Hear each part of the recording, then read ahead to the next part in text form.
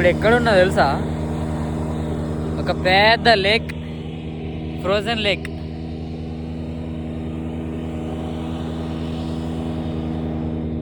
ఈ లేక్ మొత్తం గడ్డ కట్టిపోయింది. ఆల్మోస్ట్ ఒక 2 ఫీట్స్ లోతుందంట.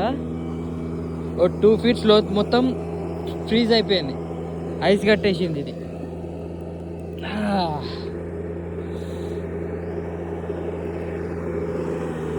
ఈ స్నో లేక్ పైన ఆ ట్రాక్టర్తో క్లీన్ చేసేసుకొని స్కేటింగ్ చేయడానికి ఒక గ్రౌండ్ తయారు చేసుకుంటున్నారు.